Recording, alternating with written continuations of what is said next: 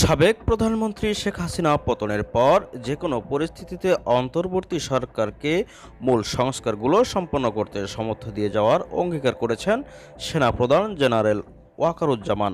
দিয়েছেন পরবর্তী নির্বাচন নিয়েও বার্তা। দর্শক, এই নিয়ে থাকছে আজকে বিস্তারিত। ওয়াকারুজ্জামান বলেছেন, আগামী 18 মাসের মধ্যে যাতে নির্বাচন হতে পারে সেজন্য তিনি অন্তর্বর্তী সরকারকে সমর্থন দেবেন। বার্তা সংস্থা রয়টার্সকে দেওয়া এক সাক্ষাৎকারে তিনি এসব কথা বলেন। গত মঙ্গলবার 24শে সেপ্টেম্বর এক প্রতিবেদনে জানিয়েছেন বার্তা সংস্থাটি। প্রতিবেদনে বলা হয়েছে, শেখ হাসিনা পতনের পর ক্ষমতায় আসা অন্তর্বর্তীকালীন সরকারের নেওয়া প্রধান প্রধান সংস্কার কাজগুলো সম্পন্ন করতে সাহায্য করার জন্য যাই হোক না কেন অন্তর্বর্তী সরকারকে সমর্থন করার প্রতিশ্রুতি দিয়েছেন বাংলাদেশের সেনাপ্রধান, যাতে আগামী 18 মাসের মধ্যে দেশে নির্বাচন অনুষ্ঠিত হতে পারে। রয়টার্স বলছে, গত আগস্টের শুরুতে হাসিনার বিরুদ্ধে ছাত্র নেতৃত্বাধীন বিক্ষোভে জেনারেল ওয়াকারুজ্জামান এবং সেনাবাহিনী কোনো বাধা দেয়নি, আর এতেই শেখ হাসিনার ভাগ্য নির্ধারণ হয়ে যায় এবং 15 বছর ক্ষমতায় থাকার পর স্বৈরাচারী এই শাসক পদত্যাগ করে প্রতিবেশী ভারতে পালিয়ে যান। এমন অবস্থায় সোমবার রাজধানী ঢাকায় নিজের কার্যালয়ে রয়টার্সকে দেওয়া সাক্ষাৎকারে জেনারেল ওয়াকার বলেন, নোবেলজয়ী ডক্টর মোহাম্মদ ইউনূসের নেতৃত্বে অন্তর্বর্তীকালীন সরকার তার পূর্ণ সমর্থন রয়েছে।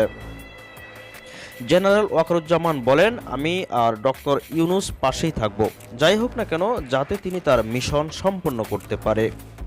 বিশ্বব্যাপী ক্ষুদ্র ঋণ আন্দোলনের অগ্রদূত ডক্টর ইউনূস প্রধান উপদেষ্টার দায়িত্ব নেওয়ার পর 17 কোটি মানুষের দেশের একটি অবাধ ও সুষ্ঠু নির্বাচন অনুষ্ঠানের পথ প্রশস্ত করতে বিচার বিভাগ, পুলিশ এবং আর্থিক প্রতিষ্ঠানগুলোতে প্রয়োজনীয় সংস্কার করার প্রতিশ্রুতি দিয়েছেন।